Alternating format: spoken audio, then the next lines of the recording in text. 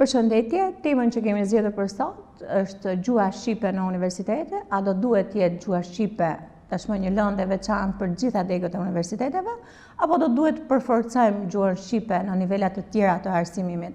Kemi ftuar profesoren Teuta Toska, mirë se keni ardhur. Mirë se u gjeta. Ju jeni gjithashtu drejtuese e departamentit të gjuhësisë në Universitetin e Elbasanit dhe është një universitet që ka një traditë tashmë të njohur sa i përket gjuhës dhe letërsisë apo jo.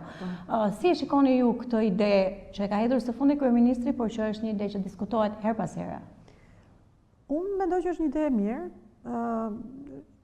sepse shkon në koherencë me shqetësimin që ne kemi pasur, jo vetëm ne, por tashmë është një shqetësim publik në lidhje me rënien e nivelit të përdorimit të shqipes, qoftë në nivelin e kulturës gjuhësore, pra përdorimit të fjalëve shqipe në vend fjalëve huaj, të shprehur të mendimeve ashtu si duhet, edhe deri pastaj në nivelin drejtshkrimor, në përdorimin e standardit në formën e shkruar.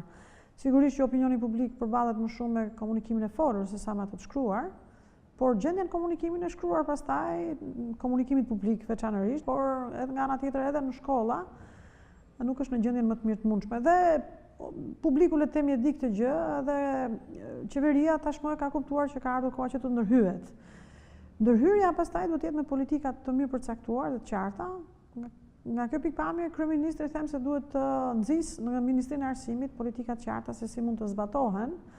Le të themi, ndoshta fjala reformë është një fjalë shumë e madhe, por disa ndryshime të qëndrueshme që duhet pësoj shkolla, duke përfshirë dhe universitetin, për ndryshimin e kësaj gjendje, pra për rritjen e nivelit përdorimit të shqipes standarde.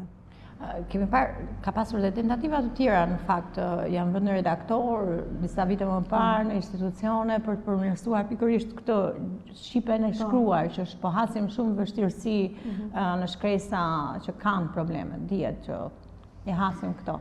Dhe kjo e fundit është një nismë që duket sikur do shkoj për të kthyer vëmendjen, apo duket se ka nevojë vërtet ndërhyrje? Që kryeministri e nytoi këtë shqetësim tregon që shqetësimi është.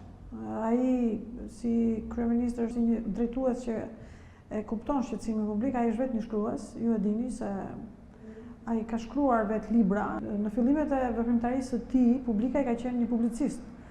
Edhe shkrimet e tij kanë qenë shkrime që kanë pasur shumë sukses në atë kohë. Dhe është një njeri që shkruan shumë mirë shqip, të themi të drejtën, edhe komunikon shumë mirë, me një shqipe shumë të mirë, pavarësisht se ndoshta gjuha e politikës e bën që leksiku i tij të jetë emocional edhe her pas here të mund të prek emocionalisht shumë njerëz. Pra le të themi që shqetësimi qëndron.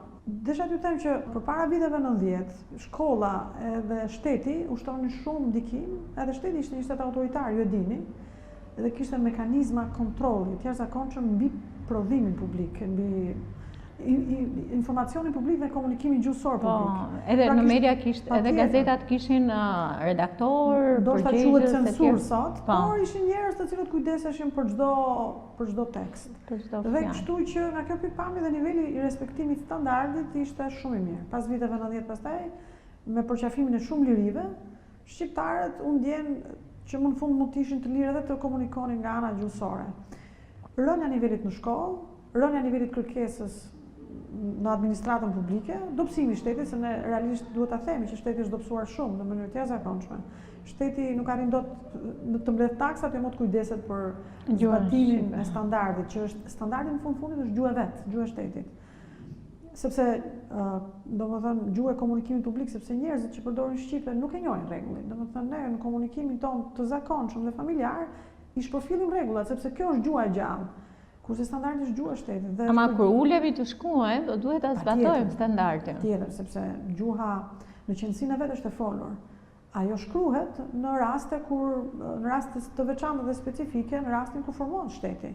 Prandaj gjuha e shkruar lidhet me formimin e shtetit dhe ai që kujdeset, si thuaç, edhe për mbajvajtjen e gjuhës së vet, që është gjuha e ligjeve, gjuha e shkollës, duhet të jetë pikërisht shteti. Tashmë shteti po e kupton që kjo gjendje nuk duhet shkojë më kështu, edhe duhet ndërhyjë, edhe siç edhe kryeministri e ka kuptuar, duhet ndërhyjë në shkollë, por jo domosdo me një ndërhyrje të tillë në universitet, sepse në universitet nuk mësohet. Në universitet studiohen shkencat. Pra le të themi që politika duhet fillojnë që nga Që nga klasa e parë, klasa e dytë deri në fundin e shkollës. Realisht gjuha shqipe në gjimnaze është futur së fundi dhe është ndarë tashmë nga letërsia dhe ka pasur një reformë cila e ka prekur gjuhën, ka bëhet më shumë gjuhë. Por ende ky brez i studentëve nuk ka ardhur në universitet. Ky brez i studentëve që e ka pësuar këtë reformë nuk ka dalë në jetën publike.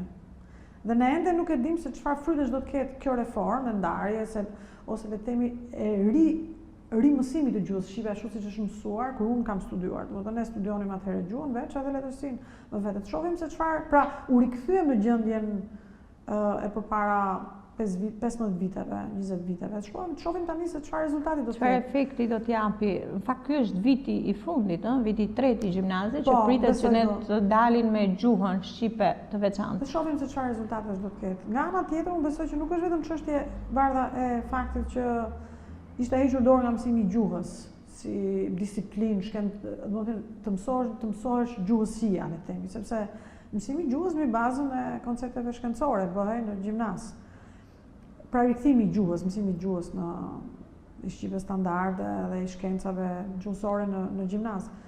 Por nga ana tjetër, fakti që niveli ka rënë nuk lidhet vetëm me këtë gjë, pra mungesës gjuhës në gjimnaz, më falë se po përsëris pikpamjen, po desha të lidhni një çikitit, por dhe fakti që ka rënë shumë leximi. Përkundër atyre turmave që shkojnë panarinë e librit dhe që mbushin sallat gati ti nuk lëviz dot edhe duket se rrjetet sociale kanë bërë vetën Instagrami, Facebooku, një foto dhe libri rri aty, ë?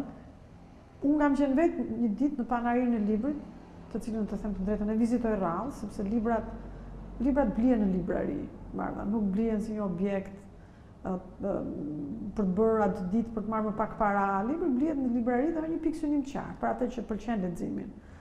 Edhe kam parë atë ditë dy vajza të cilët ishin përpara një stendit një librarie shumë të madhe dhe që i thonin kush është një libër i bukur që mund na sugjeroni me ndonjë kopertinë të bukur. Edhe ishte vërtet përqeshur. Nuk po them se kjo është diçka e përgjithshme, por desha t'ju them që se ne shikojmë studentët lexojnë shumë pak. Celulari është në dorë gjithkohë dhe ne e dim këtë gjë. Edhe jo vetëm që lexohet pak, por dhe letërsitë të mirë të përkthyer mirë ka edhe më pak. Sepse përkthyes të mirë sot janë pak. Këta njerëz që përkthejnë shumë mirë duhen mbështetur financiarisht sepse përkthimi i mirë kërkon kohë. Tani përkthehet shpejt, nuk redaktohet, që do të thotë ajo që i ofrohet lexuesit që ka interes për leximin është një shqipe e nivelit mesatar dhe ndonjëherë të ulët, ndërkohë që libri do të ketë një nivel shumë të lartë. Është e vërtet kjo, po është edhe vërtet që shumë studentë anglishten e kanë një gjuhë që ne fatkeqësisht nuk e kemi pasur, ka të preferuar. Dhe mund të lexosh shumë mirë tekste, tash unë lexon online, ka mundësitë ekzistojnë për të lexuar. Thjesht çfarë na mungon? Po kjo që ti thua është e drejtë, sepse nxënës të mirë në gjimnaz, tashmë mund të themi se janë dy gjuhësh. Lexojmë pa aq mirë në shqip, lexojmë pa aq mirë në një gjuhë tjetër që në rastin më të shpeshtë është anglishtja, por në Shqipëri lexohet shumë mirë edhe në anglisht. Kështu që gjimnazistët që janë të mirë dhe nxënësit ata tashmë lexojnë edhe në shqip, lexojnë edhe në një gjuhë tjetër. Dhe sot lexohet sigurisht edhe në e-book me libra të cilët mund t'i marrësh nga interneti. Por nga ana tjetër, në klasë, mësuesit e letërsisë e kanë për detyrë dhe e kanë si një detyrim kombëtar ta drejtojnë atë nxënësin dhe lexuesin e mundshëm apo lexuesin potencial te letërsia më e mirë, te klasikët më të mirë që janë të përkthyer në shqipe. Edhe kjo do ta ndihmonte shumë së bashku me mësimdhënien në klasë dhe nga ana tjetër edhe me kujdesin që duhet të tregoj shteti vet në lidhje me mësimdhënien në klasë. Ideja e kryeministit ishte një ide e mirë, siç u thash, edhe kjo ide duhet bëjë që të gjitha fakultetet e mësuesisë, pra ata që përgatisin mësues për lëndët e matematikës, fizikës, biologjisë, kimisë, historisë dhe gjeografisë, duhet të kenë patjetër këta që përgatiten pra mësues në universitet. Një lëndë që le të themi quhet kulturë gjuhe, por ku mësohet edhe drejtshkrim, rregullat e drejtshkrimit jo vetëm kaq, por dhe ato që ndoshta e përmend, fjala shqipe në vend fjalës huaj, fjala shqipe e rigjallëruar, fjala me burim dialektor, por që rigjallërohet në gjuhën shqipe, stilet e të shkruarit në shqipe, pra le themi ai që do të bëhet nesër mësues edhe i matematikës dhe fizikës, duhet të di të shkruaj mirë standardin dhe nuk duhet të dalë ai para dorasës dhe të bëj gabime drejtshkëmore, sepse atë punë që mësuesi gjuhës e bëri e prishi ky i fizikës. Ktu po. Deri tani nuk e kemi këtë gjë. Universiteti i Tiranës përpara disa viteve, kur dekan ka qenë profesor doktor Shezaj Rokaj, e kishte futur lëndën e kulturës së gjuhës. Ndoshta e kanë akoma, ndoshta nuk e di, por siç ndodh me ndryshimet që ndodhin në universitete, ndryshojnë edhe planet mësimore.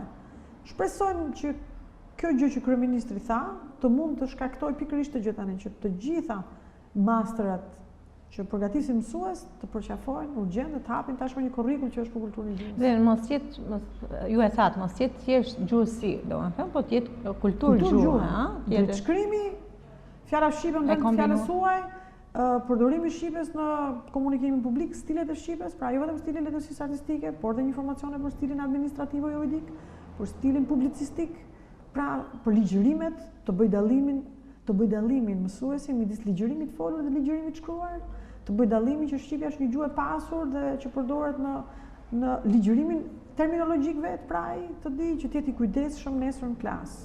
Shumë mirë, ju e thatë për ndërhyrje në universitete, por do duhet të ndërhyjmë pak edhe në sistemin para universitar, apo jo? Sepse vërtet mësuesit e matematikës, për shembull fizikës e tjerë, nuk e kanë bërë këtë gjë. Dhe aktualisht nxënësit janë duke mësuar në këtë mënyrë. Dhe ju thatë vetë që shkenca, studentët po mësojnë shkencë dhe jo të mësojnë rregulla, që e kanë pak më të vështirë. Po, Bardha, ne kemi pasur një dëshirë, të themi të drejtën si departament, të mund të ofronim një shkollë verore, aty nga mesi qershorit, kur dhe ritmi i mësimdhënies në shkolla ka përfunduar. Shkollë verore kryesisht për një javë mësuesit që të mund të merrin në universitetet merrin edhe një tjetër informacione gjuhësore, të kulturës gjuhës, por edhe të shkencave. Jo vetëm për mësues të gjuhës, por edhe mësues të tjerë. Kjo do të bënte që një pjesë e mësuesve të mund të riktheheshin për një javë, të mund të rifreskonin njohuritë në lidhje me standardin, problematikat e standardit, sepse ti e vetë gazetare, ti shkruan, edhe ti mund të kesh kuptuar që disa fjalë tentojnë të shkruajnë gjithmonë gabim. Një pjesë e fjalëve ndoshta nuk kanë gabime, por disa fjalë vërtet shkruajnë. Ndodh edhe që njerëzit, publiku është mësuar me ato fjalë të gabim. Edhe po. Edhe ne çfarë bëjmë? Vazhdojmë të bëjmë gabime.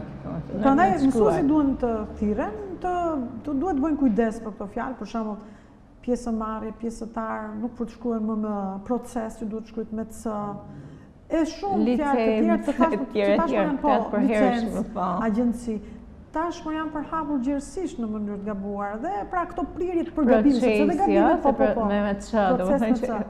certifikat me c dhe në në fund. Pra vetëm disa nga këto rregulla, fjalë që ne i përdorim gabim fatkeqësisht. Ja rasti certifikatës deri tani duhet të jetë dokumenti shtetëror më i rëndësishëm që identifikon individin shkruhet me gabim drejtshkëmor, edhe është e pafalshme për shtetin. Certifikat me ç, është certifikat sipas drejtshkrimit. Pra edhe gabimet kanë një prirje, pra ka fjalë për shkak që zgabohen asnjëherë, por ka fjalë të tjera të cilat që duhet një kohë e caktuar për t'i rregulluar. Por fazat duhet fillojnë dal nga dal, domethënë nga gjithë sistemi. Duhet t'ia thuash nxënësit klas. Po. Duhet t'ia bërë të ditur që kjo fjalë po gabohet. Këto kohë ai e shikon, verifikon, po mësuesit ndonjëherë se dinë që është gabim. Në fakt duhet ndërhyrë edhe tek mediat, sepse dihet që konsumi më i madh janë mediat, sa i përket gjuhës. Dhe është e vështirë në këtë mekanizëm të madh të portaleve, mund të themi. Nëse nuk arrin dot të përgatisësh një individ mirë gjatë shkollës, media kështu do të jetë, sepse është ti punon gazetar dhe ti e di që sot mediat, veçanërisht ato online, sepse mediat e reja sot kanë marrë një zhvillim të madh të jashtëzakonshëm, punojnë me të rinj dhe të reja, të cilët nga shkolla vinë, sepse ata punojnë, shkruajnë gjithë ditën apo jo. Kështu që nëse në shkollë fillon edhe bëhet ky ndryshimi, pra le të themi që mësuesit e matematikës, fizikës, biologjisë tashmë dinë problemet e kulturës, një pjesë e mësuesve vinë dhe trajnohen për çështjet e kulturës gjuhës dhe pra le të themi qeveria e mbështet këtë gjë se edhe universiteti ka nevojë që do të ketë nevojë për mbështetje financiare që gjatë qershorit përveç aktivitetit akademik ne do të kryejmë edhe këto aktivitete tjera. Unë besoj që gjendja do të përmirësohet jo menjëherë, sepse në këto punë nuk bëhet përmirësimi menjëherë, por nëse fillojnë dhe bëhen këto reformat spes ose 6 vitesh, situata do të ndryshojë rëndësisht. Nga ana tjetër pastaj media është e vështirë, sepse media është e lirë.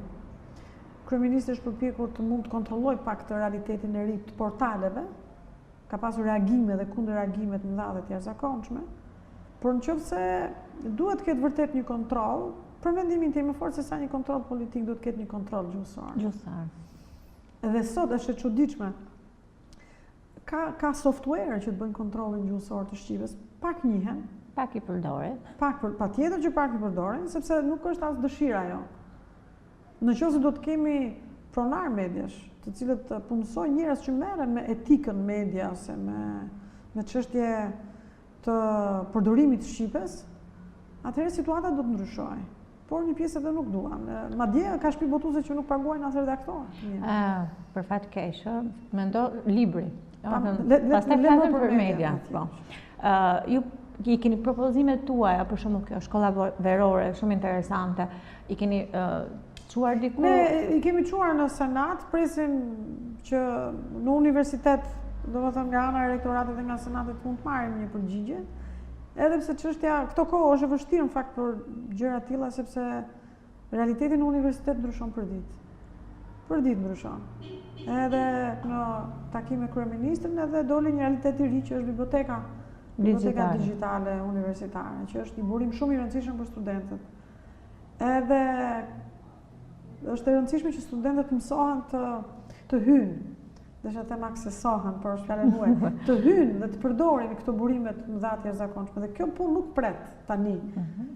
Edhe duhet presi pak. Universiteti i Elbasanit e ka pasur në fakt bibliotekën digjitale, më sa di, thjesht ndoshta është aktivizuar. Ne kemi qenë lidhur me universitetin me bibliotekën e Oxfordit për disa kohë. Sigurisht ajo kërkon shpenzim, kërkon të paguash për këtë. Me ndryshime të reja, me lëvizje të reja, edhe me këtë lloj fryme të re. Po, edhe me fryme tani le të themi që shteti ofron falas këtë burim të madh të jashtëzakonshëm, edhe tash mundësia është shumë e madhe që të mund të përdoret sigurisht me gjuhë huaj. Po, u fol edhe për anglishtën, në fakt që ka probleme të veta. Ne themi vërtet që shqiptarët kanë dëshirë të mësojnë gjuhë të huaja dhe janë të mirë në këtë drejtim, por nuk është niveli i duhur i mësimit të gjuhës, apo jo, dhe kjo varet gjithçka nga shqipja. Dihet që nëse nuk je një, domethënë, përdorues i mirë i shqipes, si mund të jesh i anglishtës? Ne ishim duke diskutuar me studentët sot në klasë, lënda ishte leksikologji dhe flisnim për ligjërimin e ministres arsimit dje, e cila është nga Kosova, e shkolluar në Gjermani dhe në Kanada, dhe siç mund të imagjinohet, ligjërimi i saj është plot me fjalë të huaja. Të cilat ajo i përdor jo qëllimisht, është pjesë e formimit të saj. Dhe unë përmenda një folje që ministra dje përdore shumë herë, faciliton, studentët duhen të facilitohen, dhe një nga studentët më thanë, çfarë do thotë kjo? Edhe thash fjala është lehtësoj, edhe thash këtë gjë. Nëse ju nuk dini të paktën një gjuhë huaj, ju nuk e mbroni dot shqipen. Pra më kupton Bardha ide? Nëse ne dim vetëm një gjuhë, që është kjo shqipja, nuk do të arrim ta mbrojmë atë nga fjalët e huaja, dhe nuk do të arrim ta zhvillojmë atë. Madje unë po përmend tani kuptoj edhe atë që dikur profesor Xhuvani kishte thënë dikujt dhe unë e dëgjova. Nëse doni të mësoni të shkruani shqip, duhet të mësoni të paktën një gjuhë huaj. Edhe mësimi i gjuhës së huaj duhet bërë ashtu si duhet, sepse duhet mësohet anglishtja, por duhet mësohet një anglisht e lexuar, një anglisht e librave të mirë. Universiteti i Elbasanit tashmë ka një deg të gjuhës rome, është i pari, me sa di në Shqipëri që e ka një deg të tillë, dhe kjo ju bën që t'jeni pararoj, apo jo, t'jeni universitet që përveç traditës ka dhe risit. Fjala pararoj, fjalë shumë e bukur. Jemi krenar, shumë e vjetër. Jo, desha të them që është edhe vërtet në këtë rast, sepse Ministria e Arsimit vjet, sa kohë që ishte ministra e vjetër, Nita Nikola, kur ishte, nisi një proces për futjen e gjuhës rome në shkolla, në ato shkolla ku ka komunitet. Mirë po, ne ndërkohë kishim 2 vjet që kishim hapur programin e studimit. Jemi krenar vërtet për atë program studimi, edhe pse nuk ka aq shumë studentë, dhe këtë vit ne kemi vetëm vitin e tretë dhe nuk kemi studentë regjistruar në vit parë dhe në vit dytë. Pse e kishim hapur në këtë program? Sepse gjuhët janë një pasuri botërore. Edhe ka politika botërore për ruajtjen e këtyre gjuhëve. Ne nuk ishim të themi të drejtën asnjë nxitje financiare për ta bërë këtë gjë, por vetëm nxitje akademike dhe shkencore. interesin për studiuar një gjuhë e cila është kaq afër nesh dhe që nuk njihet fare. Ju tha që ishit krenar për futjen e një dege të veçantë për gjuhën rome dhe jemi në fakt në prag të 8 prillit, ditës ndërkombëtare të romëve. Kërkon politika të veçanta që studentët të vinë nga komuniteti, por jo vetëm që ta preferojnë dhe ta bëjnë në preferencat e tyre, ta shënojnë preferencat e tyre degën e gjuhës rome? Si që dhe të thash, ne kemi pasur të vështirë që të tërheqim student, sepse të themi të drejtën, ju e dini që puna e komunitetit rom është një diçka që ka një farë diskriminimi. Edhe vetë nga komuniteti, ne nuk është se kemi pasur shumë student, kemi pasur 2 deri tani, një pjesë e madhe kanë marrë student nga majoranca. Unë mendoj që qeveria ka bërë vërtet diçka shumë të mirë me politikat që ka tani, me futjen e gjuhës rome. Mirë, po nga ana tjetër ai duhet ta nxjisi rritjen e frekuentimit edhe atë që ti sapo the për zgjedhjen e kësaj dege. Në radhë të parë unë them se duke u përpjekur që studentët që vinë nga ky komunitet, ata janë të përjashtuar nga tarifa e shkollimit, por dhe studentët që e zgjedhin këtë degë për të studiuar në të, unë mendoj që qeveria duhet t'i privoj ata nga tarifa e studimit. Nuk po them që ata duhet mbështeten me bursë, ndoshta mbështetjen me bursë do ta bëjnë ndoshta shoqata të veçanta që punojnë në fushën e komunitetit edhe nga niveli ekonomik që mund gjehen hapësira mundësi të studentëve vetë pastaj. Pra, jo vetëm që studenti duhet të ndjehet se nuk do të ketë vështirësi financiare që të vitë ndjeki këtë program studimi, por ai duhet të ndjehet edhe i motivuar nga ana financiare për ta zgjedhur këtë gjë, këtë program studimi, kupton? Ai duhet kuptoj nga ana tjetër që vendin e punës e ka të garantuar. Sigurt, edhe ky është i rëndësishëm atë. Dhe kjo kërkon një komunikim shumë të mirë. Ne si universitet nuk mundemi dot që të arrijmë tek grupi student, tek grupi nxënësve që mund të kenë këtë lloj interesi, për këtë arsye ne kemi kërkuar dhe nevojën e organizatave që merren me komunitetin rom, me egyptian, por dhe me organizata që merren me të drejtat e njeriut dhe me integrimin, që të mund të njoftojnë të rinj që ka një program të studimit. Ti nxisin, ti motivojnë që ta ndjekin këtë edhe degë. vetë këto organizata, se ndoshta ne si universitet nuk mundemi do të komunikojmë me ministrinë në këtë lloj mënyre që përjashtoj ti nga tarifa, por vetë këto organizata duhet bëjnë kërkesa të tilla tek ministria në mënyrë që studentët që zgjedhin pra të përjashtohen nga tarifat e studimeve. Nga ana tjetër, siç u thash, ne kemi nevojë që vetë komuniteti dhe vetë shoqatat që merren me komunitetin rom të mund të kuptojnë që kanë këtë mundësi të mirë. Ka ardhur koha që tashmë gjuha të mund mësohet me baza shkencore dhe kjo është mundësi e artë, ata duhet ta kapin këtë mundësi. Ka njerëz të cilët e njohin romishten, siç ka dhe rom që jetojnë në gjendjen e dy gjuhësisë, themi ne që flasin shqip, pra dinë edhe sepse për të ata për të mbijetuar dhe për të integruar përveç gjuhës tyre dinë edhe pra është një gjuhë shumë afër nesh. Bardha edhe një gjuhë që nuk njihet aq shumë. Nga ana tjetër, pra interesi parë akademik ka qenë ky, të njohim romishten, një gjuhë e cila sigurisht një gjuhë tjetër është një kulturë tjetër, është një etni tjetër, është një mentalitet tjetër, është një pasuri tjetër, e cila na ndihmon për integrim, i ndihmon ata për integrim. Së dyti, ideja është të mund të rritë të sjellim mundësinë që një komunitet i tërë të mund të shkollohet në gjuhën e vet, dhe kjo e ndihmon për integrimin. E ndihmon sigurisht edhe për çështjen e vetdijes kombëtare, le ta themi. Edhe nuk e kemi gjetur këtë entuziazmin e madh nga komuniteti rom që të mund sjelli fëmijët. Tashmë ju e dini që një pjesë e tyre dhe nuk i sjellin fëmijët në shkolla deri në universitet. Ata që arrin deri në universitet nuk kanë fort dëshirë studiojnë për gjuhë rome.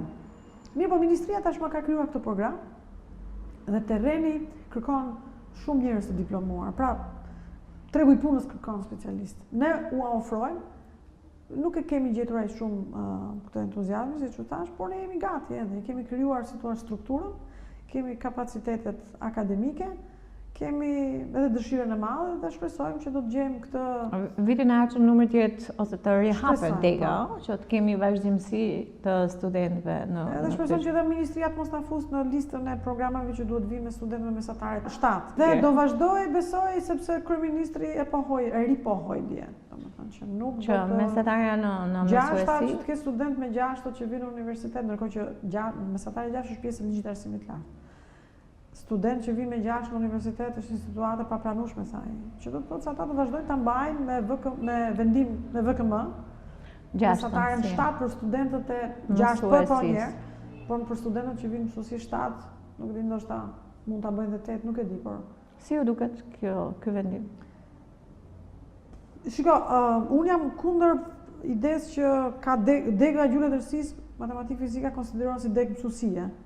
Studenti që zgjedh të bëhet mësues kur zgjedh për bërë masterin, sepse ti ke studiuar vetëm për gjuhësi dhe po bën një profesion tjetër.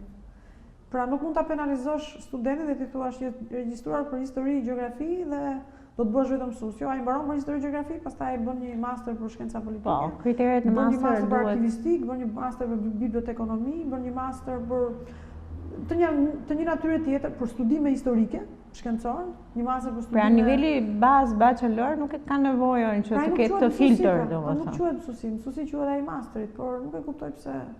Ne vazhdimisht e kemi shprehur, edhe ministri e kemi shprehur këtë gjë, por nuk e di ndonjëherë politikat e tyre ndonjëherë janë të pashpjegueshme. Nuk e di se çfarë trendi përqafohet. Po, se çfarë po përqafohet, se ne kemi këtë përqafimin e ideve. Nga përqindjet tona në klasë, Bardha, ne dim që nga, për shembull, nga 100% e studentëve që zgjedhin gjuhësisë, mund të themi se shumica shkon vërtet mësuesi, por jo të gjithë.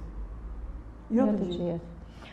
Ne vim fakt në një periudhë kemi studentë që bëjnë master në shtetit, kemi studentë që bëjnë master në shkencat, në gjuhësi apo në letërsi, ka studentë që zgjedhin të bëjnë redaktori, ka studentë bëjnë një master në gazetari, bëjnë një master në trashëgimi kulturore, mund të ketë nga ata që bëjnë mësuesi, por nuk mund të thuash edhe në marketing, sepse patjetër. Në fakt në shkenca sociale. Vim në një periudhë që jemi pas protestave të studentëve, që një valë e madhe protestash që pati një lloj shkundjeje të shtetit dhe të qeverisë apo jo. Edhe të universiteteve. Edhe të vetë universiteteve. Na kanë shkundur edhe ne, patjetër. Si keni reflektuar këtë post protestën?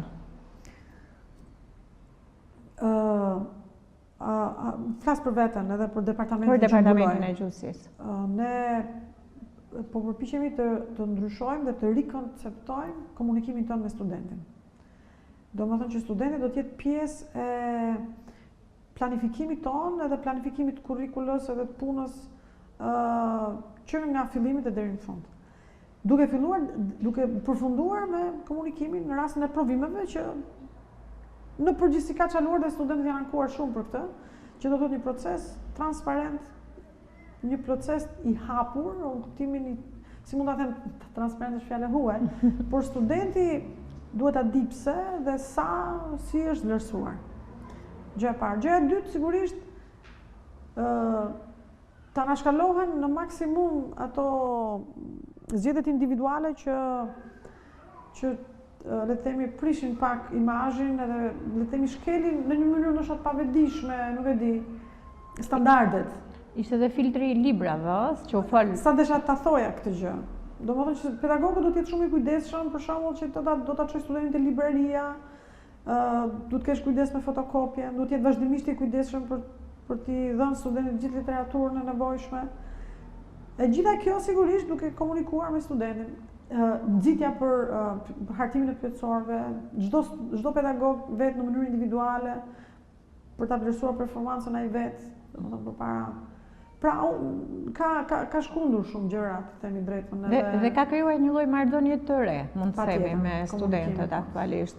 Unë e kam vënë realisht, por shpresoj që të jetë në të gjitha departamentet e universitetit dhe e universiteteve shqiptare. Studentët janë, le të themi, aktori kryesor në rritjen e cilësisë të mosimdhënies në universitet. Nëse ata nuk rriten vetë dhe nuk duan të rriten, sigurisht që universiteti do të ngelet në nivele shumë të ulta dhe gjendja do të bëhet edhe alarmante. Edhe pastaj thash, unë e shikoj tani ata që studentët e mi të gjuhësisë kanë qenë aktiv në protestë, por këta kanë qenë shumë krenare të drejtën, sepse kjo tregon se ata kanë pasur dëshirën për ta ndryshuar gjendjen. Situatën, po. Dhe i shikoj që janë ndryshuar, kanë më tepër iniciativë, kanë më tepër dëshirë, komunikojnë më shumë me ne, kanë vrarë frikën. Është shumë e rëndësishme. Shumë interesante kjo, shpresojmë që protesta i solli ato frytet e veta. Dëshirën për të marrë pjesë, se kjo është një gjë shumë e rëndësishme, dëshirën për të marrë pjesë diku dhe për ta ndryshuar të gjën përmes pjesëmarrjes. Për të zënë dhe mendimin vetë, sepse ky mendimi gjithmonë fshihej, nuk thuhej, ishte bisedave të tavolinave, të kafeve. Patjetër. Ndërkohë që tashmë kanë mësuar të organizohen, se kjo është gjë shumë e rëndësishme. Deri dje të jemi të sinqertë, zgjedhjet e senatorëve janë bërë në një mënyrë krejtësisht formale, dilte dikush do dëshironte, ndaj dikush i duhet kishte një farë pushteti ju e dini se si është në një qytet pushteti partie politike. Edhe ai vinte i gatshëm, domethënë si kandidaturë studentëve për të zgjedhur në senat, dhe studentët kishin alternativë tjetër.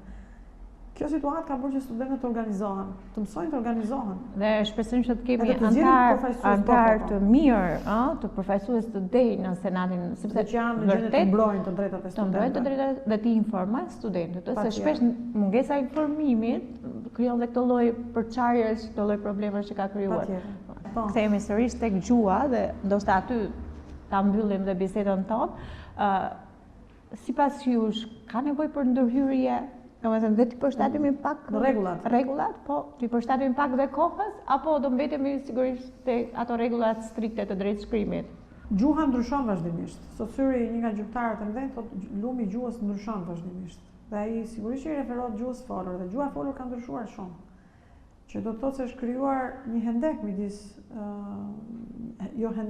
është krijuar një tërësi ndryshimesh midis gjendjes së vitit në 1972 kur u vendosën rregullat e drejtshkrimit edhe shqipes së sotme. Shkrimi ka karakter më konservativ, të folur ndryshon shumë. Është e vërtetë që her pas here drejtshkrimi standardi ka nevojë për përmirësim, duke qenë një listë rregullash të krijuar nga njerëzit, çdo gjë që bëhet nga njerëzit nuk është të përsosur. Mirë, po kjo situatë tani është situata më e papërshtatshme për të bërë ndonjë ndryshim. Pse? Sepse jemi në situatën më të lartë të nivelit të papërgjegjshmërisë të mungesës së respektimit të rregullave. Kemi nevojë të hiqemi shumë. Ti mund të bësh ndryshimin e një rregulli në momentin që tashmë ti arrin ta kontrollosh gjendjen, po tani gjendja është krejt e pakontrollueshme. Përfityroni se në momentin që do të bësh një ndryshim, sa kosto të madhe do të kishte për ta gjeneruar ose për ta përhapur këtë ndryshim. Me ndryshimin e teksteve, me ndryshimin e sistemit ligjor etj. Gjithë këto probleme që kemi që janë të shumta, shpresojmë të rregullohen dhe të gjithë të kontribojmë, të gjithë bashkë të kontribojmë tek këto rregulla. Të falenderojmë shumë për bisedën. Ishte shumë interesante të flasim për rregullat e gjuhës, por jo vetëm edhe për futjen e gjuhës si një lëndë, si një pjesë e kurrikulave të universiteteve të gjithë Shqipërisë. Faleminderit. Faleminderit, Bardha. Le të ndjekim një grup intervistash të realizuara me studentët për të parë se si mendojnë ata për futjen e gjuhës shqipe në universitet.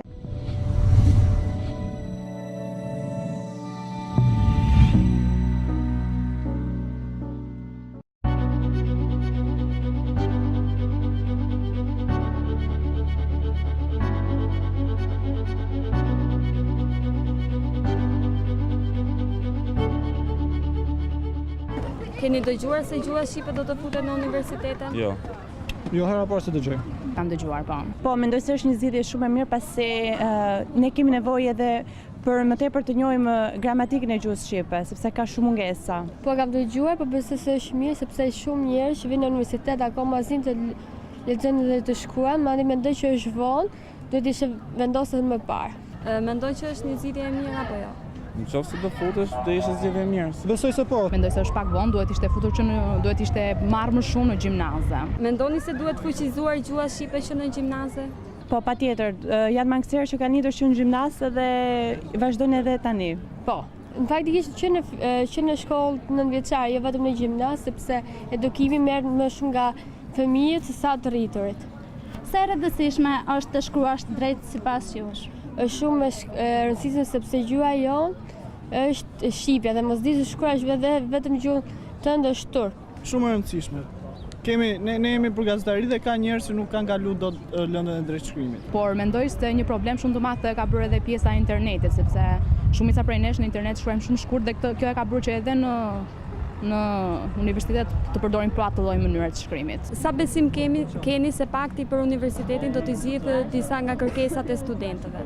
Besim të plot kam. Nuk kam informacion mbi këtë pyetje, po besoj se nuk është shumë e vërejtme pakti i universitetit, sepse do ishim të informuar. Ndërkohë, do me thënë ti, mendon që është zgjidhur ndonjë nga kërkesat e studentëve? M'duket se po njëra. Për orarin si ka qenë në vitin e kaluar, ka qenë 60 minuta, sot këtë vit është bërë 50 minuta. Duket qartë që nuk është bërë ndonjë gjë nga ato çfarë priteshin, që ato çfarë presin e studentët.